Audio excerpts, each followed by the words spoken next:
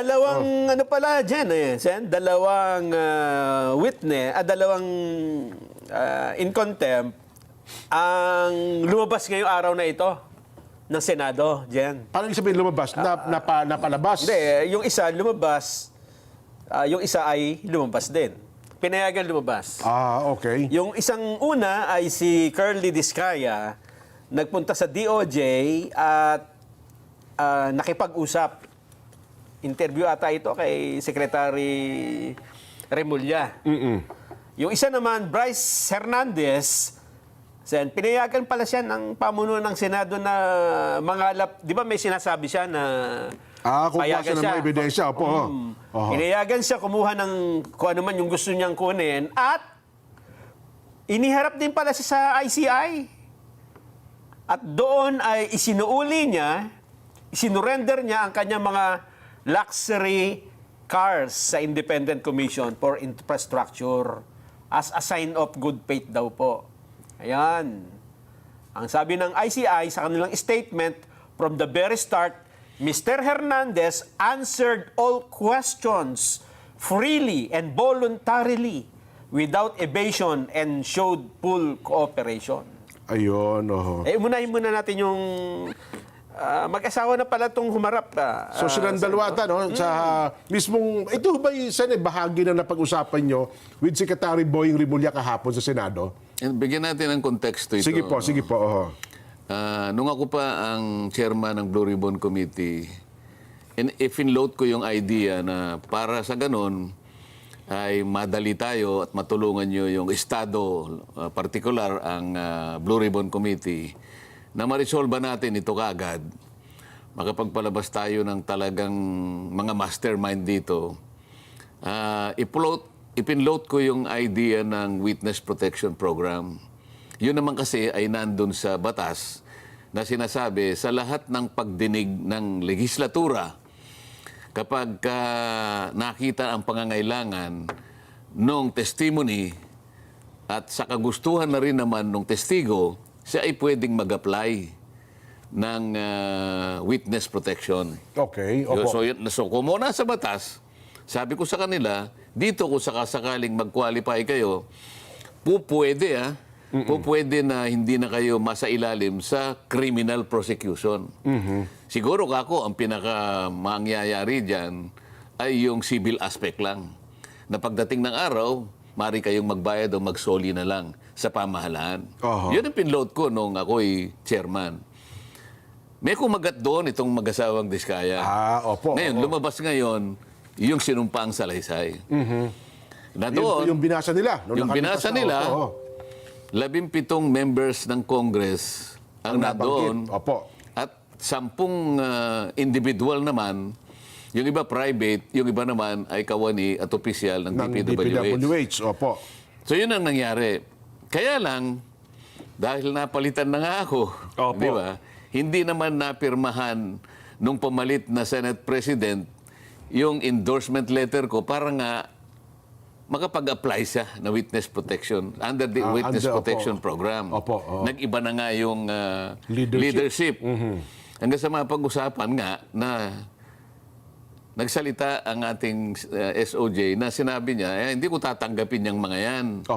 Kasi kailangan magsoli ka muna. So nagkaroon ng konting problema doon at yun naman ang pinagbatayan ng bagong Senate President na akala mo, yun ang totoo. So kailangan i-point out ko na doon po sa pag-a-apply ng Witness Protection Program, wala kang kailangang isoli. Para mag-qualify. Kasi nag-a-apply ka pa lang. Yes po. Kung sakasakali, matapos ang kaso, halimbawa, na pinasimulan ng isang witness, state witness, halimbawa, ito'y tumuloy-tuloy at talagang nagamit yung kanyang testimony, merong naparusahan, nakita natin yung mga malalaking isda, at pagkatapos sinabi naman ng gobyerno, ikaw, hindi ka naman makakaalpas naman sa pananagutan, meron ka rin namang civil liability. Nakwenta namin na meron kang pananagutan kasi yung imanggang project mo, kulang-kulang, dinetermine namin, kinuwenta namin, o ito yung isosoli mo sa gobyerno. Doon pa lang siya magsosoli. Aha. Kasi, Yun pala ang proseso. kasi nagamit na natin siya eh. Opo. Hindi ka makapag-identify ng malalaking isda kung wala yung testimony niya. Ayun. Walang gusto eh. So, hindi pala Ang katapat nun, yung hindi mo lang siya maday-demandang kriminal. Hindi na siya kasama doon sa pagkakakulong. Pero yung pagsusoli, andun pa rin. Nandun pa rin yun. Yun. Kaya nga sinabi ko, later on, pag nag-establish na meron kang pagkukulang talaga nung masuri, maaring wala kang ghost project, ngunit yung 10 naman na ginawa mo, dispalinghado, babayaran mo ang gobyerno. Yun pala ang proseso. Yun pala ang Ang kaso sinabi kasi ni Secretary Remulla, Boying, doon pa lang sa aplikasyon magsoli ka na. Magsoli na, Wala pa nga hindi pa nga nagsimula ang kaso na isosoli niya. Na sinusugan naman. Sino magdidetermine kung magkano isosoli? Na sinusugan naman po ng Senate President. Hindi niya sinusugan. Parang ginamit niyang dahilan. Ayun, dahilan, yes. O mabuti na lang nung muling magkausap, nandun naman siya, nagdispensa naman siya. Sige, ganito na lang gawin natin. Total, nandito na ako.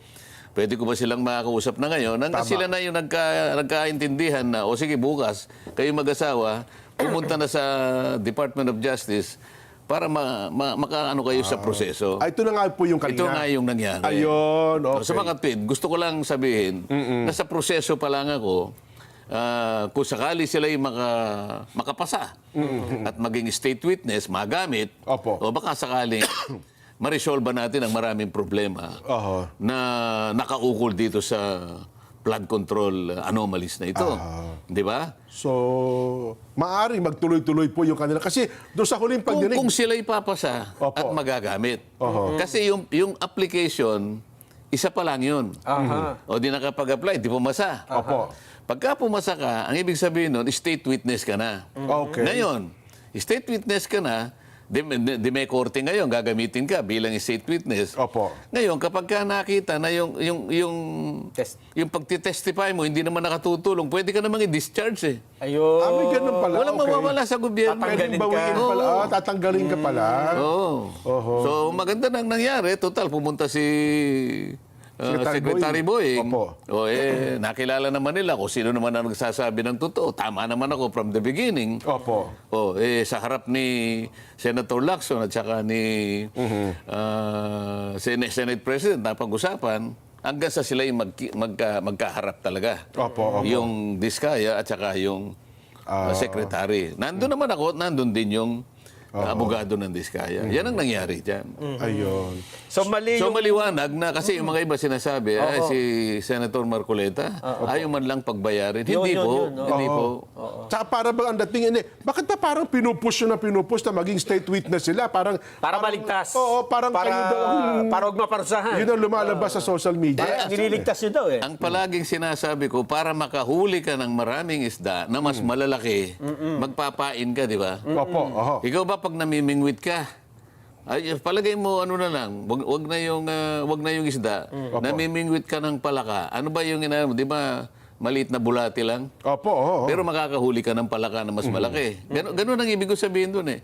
Walang ibang gustong lumitaw.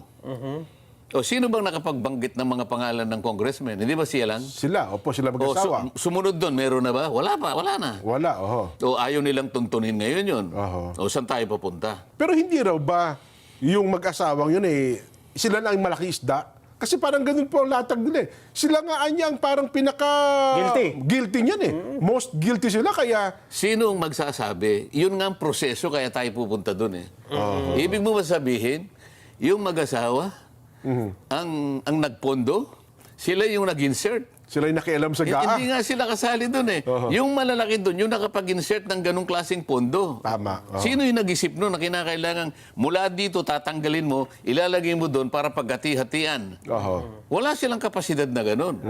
Walang sino man ang makapagsasabi na sino mang kontraktor may kakayahan na silang makikialam sa budget.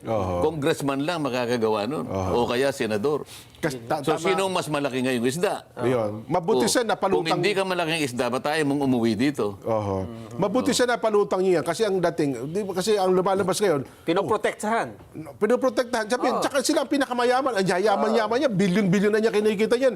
Para sabihin, Yung gumagawa lang yan, yung gustong imali, yung gustong iligaw niya, yung mga nakararami. Oho. Ang mga kababayan natin, matatalino yan, nasusundan nila.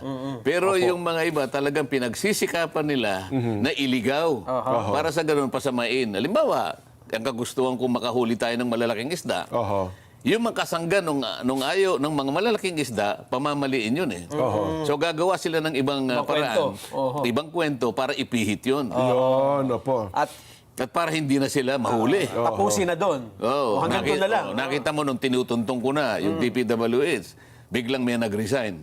Oho. Oh, hindi mo alam kung sino nag-resign? Secretary, ano mismo, di ba? Yun yung DPWH. Hindi pa Yung Yusek. yun. Nag-resign na yung bago. Merong Yusek na nag-resign. Dahil yun ang tinutungo, yun ang tinutumbok ng aking Yusek Cabral. pagtatanong. Oh. O yun. Yung bang Kasi sinabi ko, yung sistema ang mali. Opo. Kailangan ayusin ang sistema dahil pinagsamantalahan ng maraming tao yung sistema na yan. Pag hindi mo itinama yan at hindi mo nakuha yung mga susi, yung malalaking isda, magpapatuloy yan. Kahit na 1 milyon na sapsap at butete ang ipakulong mo, walang mangyayari. Pagtatawanan ka pa rin ng mga tao papunta sa mga bangko. Di ba? Eh, sa unang pagdinig, Sen, parang ang statement nung Yusek Cabral, parang siya ang pinakawalang kamuwang-muwang.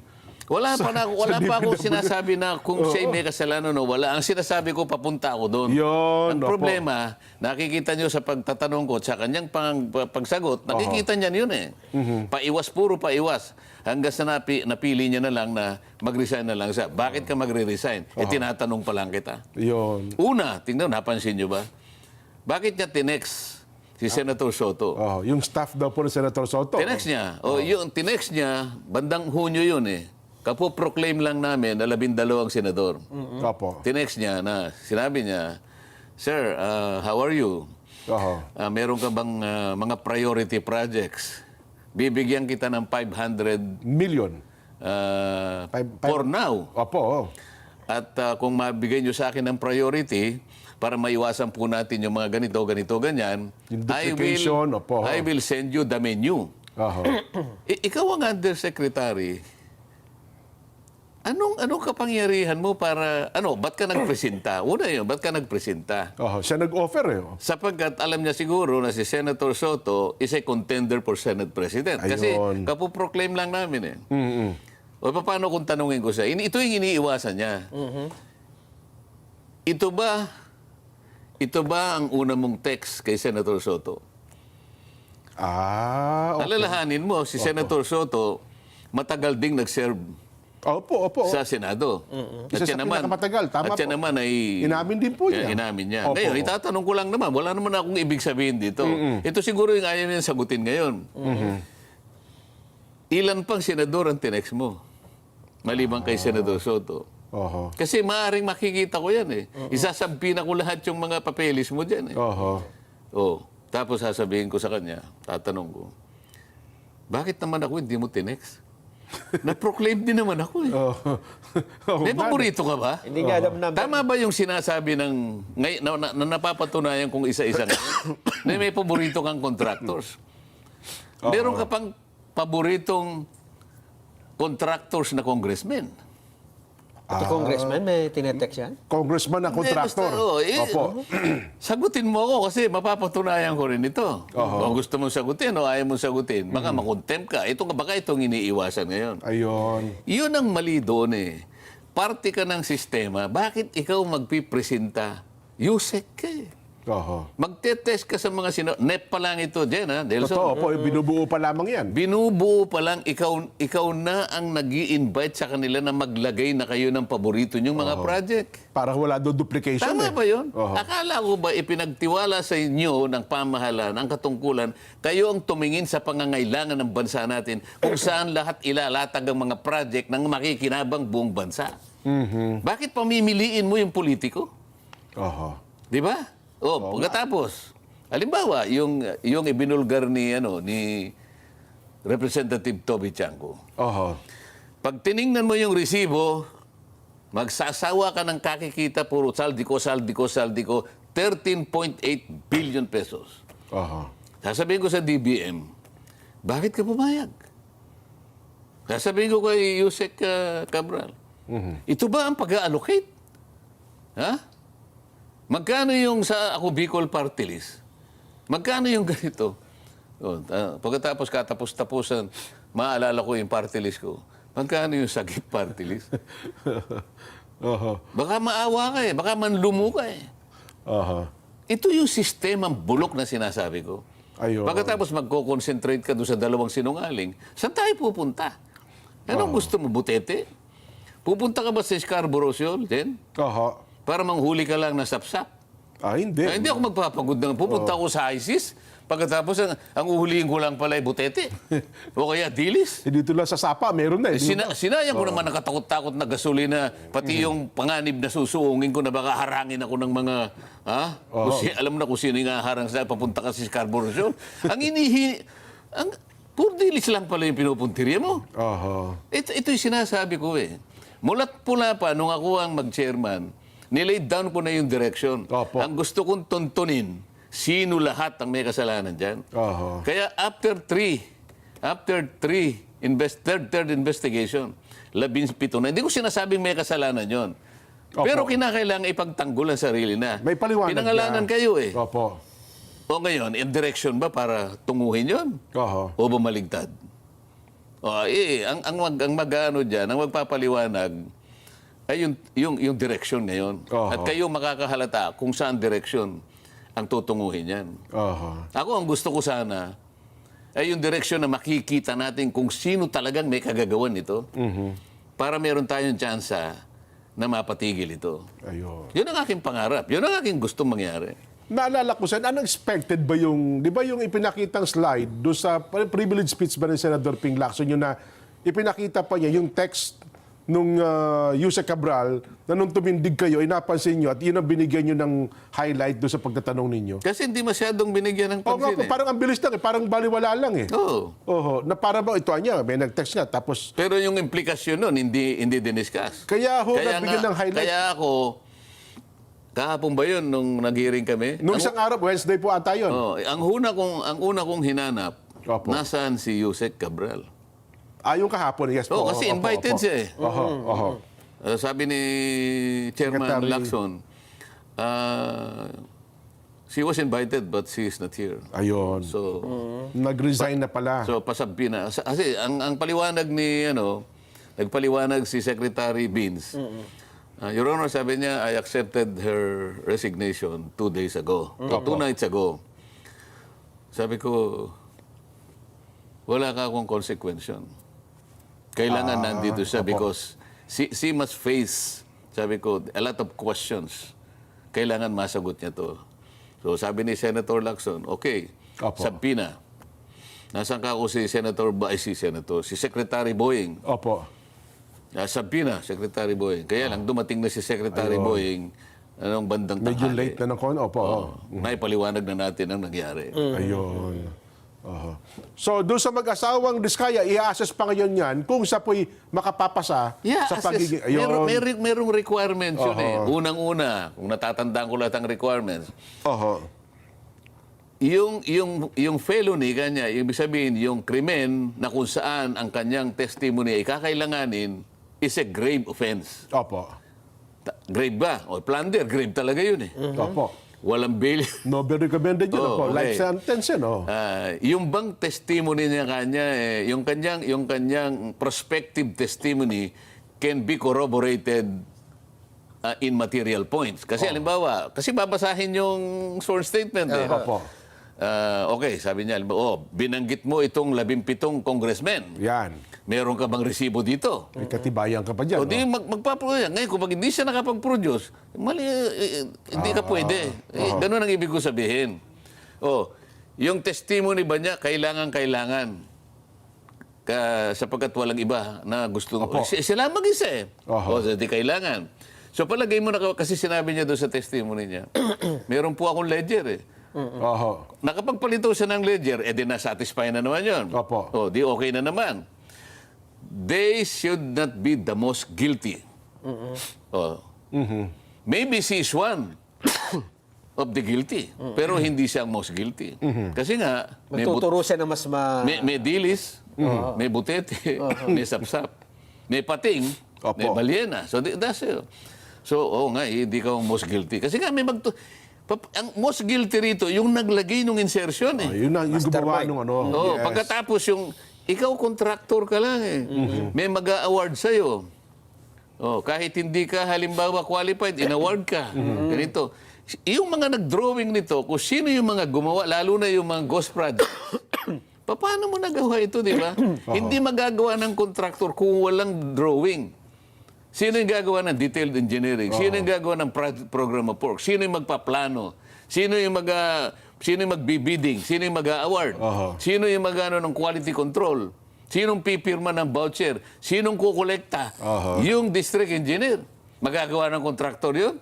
Hindi niya magagawa.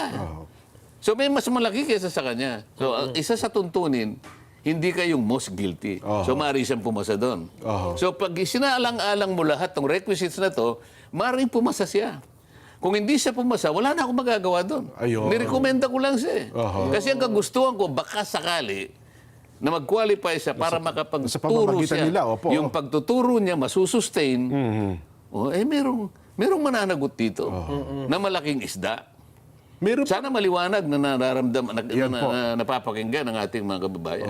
Tsaka yung may ibang naguguluhan, tsaka iba na ginugulo talaga. Lalo na yung nagsasabi na, ayaw ko na raw pagbayaran. Hindi po. Ang sinasabi ko lang, doon pa lang sa proseso, mag-a-apply pa lang. Yes. Doon sa pag-a-apply, hindi niya kailangang magsoli. Pagdating po ng araw na nakita na ang pangangailangan, sapagkat yung po ay sibil, doon siya magbabayad kung meron na pong kaso at na-determine na po kung magkano babayaran. At korte ang magpapasa nun, Sen. Korte ang magpapasa, hindi po kami. So, malinaw po yun. Pero teka lang, naalala ko, kahapon, yung isa atang Sally Santos ay parang nag-submit din po ng kanyang affidavit at baka mag-qualify rin daw po yun na witness. Kung merong halimbawa, merong hindi magawa, merong pagkukulang doon sa isa na pwedeng isupply niya, maaaring mag-complement silang dalawa, di ba? Okay, Kasi kung pareho lang ang gagawin nila, ba't pati kailangan? Di ba? Mananagot ka, mapoprosecute ka. So, Kaya yun pa sabi ko noon, magunahan kayo kako kasi kapag merong nauna, At nakapareho kumpleto mo na. din, ba't pa kita kukuhanin? So, yun pala yung binabanggit nyo. Wala, itong statement na ito, sapat na. At may nag-supply pa ng bago, hindi ka na pwede, meron sapat Kung halimbawa, ibang tao naman ang sinasabi niya, okay lang. Kasi kanya-kanyang testimony, di ba? Opo. May binanggit siyang ibang tao, hindi naman yun ang binanggit ng isa, pupwede rin naman siya. Yan ang ibig ko sabihin. Saan para lang po sa kabatiran ng marami, kasi kahapon na pagtalunan ito ni Nelson, yung punto po ng pagiging state witness at saka ng legislative immunity, bakit daw kailangan pa siyang maging state witness samantalang pwede naman pala siyang magsalita at gamitin yung kanyang tinatawag na legislative immunity na yan pala yung kapangyarihan ay pinagkakaloob talaga sa Senado. Ang nagsabi nun, yung aming Senate President. Yes po. Ayoko naman kasing tutulan yon openly. Kasi okay. nung binabanggit namin yon, ang pinag-uusapan yung kalagayan ng Diskaya. Tama Baka mamaya sabihin na naman, pinagtatanggol ko naman ang Diskaya. Yes. Mabuti tinanong mo, sa akin kasing palagay, yung legislative immunity, may ibang katawagan dyan. Okay. Kung tawagin sa ibang pananalita, parliamentary immunity. Parliamentary immunity, opo. Ang protection na yan, para sa amin. Sa mga senador. O kung halimbawa, congressman ka, Sa mga mambabatas. Yes. So, mapa-senado, mapa-congressman, sa amin yung immunity. Ibig sabihin, yung legislative immunity, sa amin yun, hindi sa testigo. Hindi sa mga invited O kaya ninyo. hindi ko na muna sinabi sa kanya kasi baka sa pagtutol ko na yon. Ito na naman yung mga baser na naman. Maparatangan na naman kayo. Yung mga kaibigan ni Nelson. Ayan, banatan nyo si Marcoleta, pinagtatanggol na naman ang Diskaya. Ayun pala. Opo. Kaya ko lang ngayon pinapaliwanag. Ito ay for academic discussion. Para maintindihan ng mga kababayan natin. Sa ibang bansa kasi, merong tinatawag na testimonial immunity. Okay. Ngunit sa ating practice dito ngayon, wala pa akong alam. Sana kung halimbawa, yung testimonial immunity, inadapt namin na rule sa Blue Ribbon Committee, pwede yun. Oho. Kaya ang palagi kong pinakikipaglaban, kung ano lang alam ko na nandun sa batas, ito yung Yun. Republic Act 6981 na kung saan yung aplikasyon under the Witness Protection Program. Ayun. Alam mo naman ako palaging, Opo. gusto ko palagi akong nasa batas. Kasi ang lumilitaw doon parang kahapon, parang pwedeng i-invoke. Pwedeng bigyan. Pwedeng bigyan. Pwedeng bigyan ng Pinagbigyan nga sila. Kaya nga ako, hindi na ako kumikibo. Wala na akong ano doon. Ayoko nang pakilaman yun.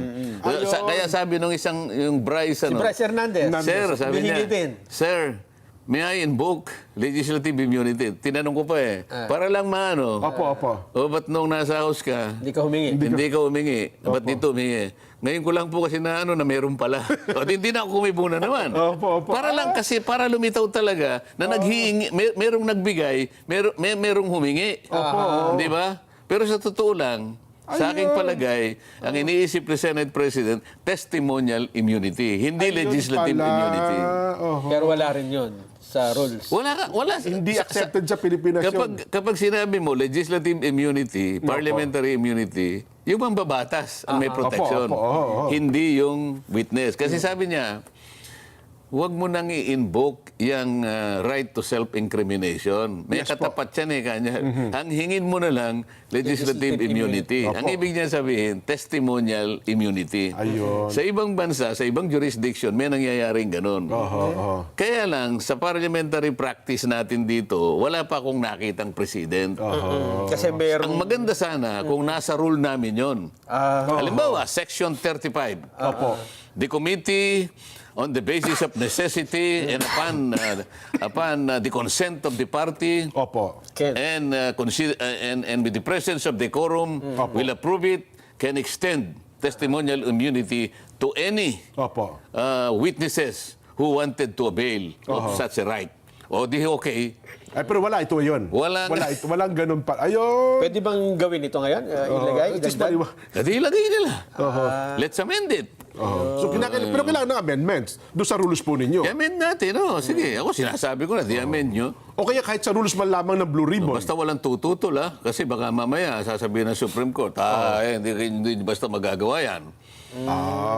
So pwede pa Kunwari naman. lang yun. Kasi maraming may mababanggang mga ibang karapatan. Kasi ang nakalagay sa Constitution, sabi niya, the right to self-incrimination. Tatapatan mo ng testimonial immunity. Magbabanggaan yung dalawang prinsipyo. Ayun. So pinapaliwanag ko lang sa inyo. Kasi yun din ang parang ipinopoint ata ng chairman ng Blue Ribbon na kasi lumalabas sa social media na pinagkukumpara yung bagay na yun. Sa nabutata si Marcoleta. Yung kabila, parang ganun pong... So ngayon, at least na ipaliwanag nyo. Bahala na sila. Ayoko kasing sumausaw doon kasi nakatuon sa diskaya. Baka naman, siyempre ako, nangingimi akong gawin yun. Ito lamang na si Marcoleta, ayaw niyang pagbayarin. Madadagdag na naman ang aking ipaliliwanag sa mga buzzer na yan. Yun po ang play sa social media ngayon, Sen, ha? Pinabanggit namin sa Pero inyo alam na- ng mga abogado yun. Yung legislative immunity, pang ano lang siya. Oo. Lalo na kung member ka ng Congress, alam mo yun. Yun pala. Anyway, sige po. At least sana ay naging Wala malinaw na yan. tayong box populi. Patapos na po tayo. Break mo na. Sa marapang ating talakayan, Sen. Naubo na ako eh.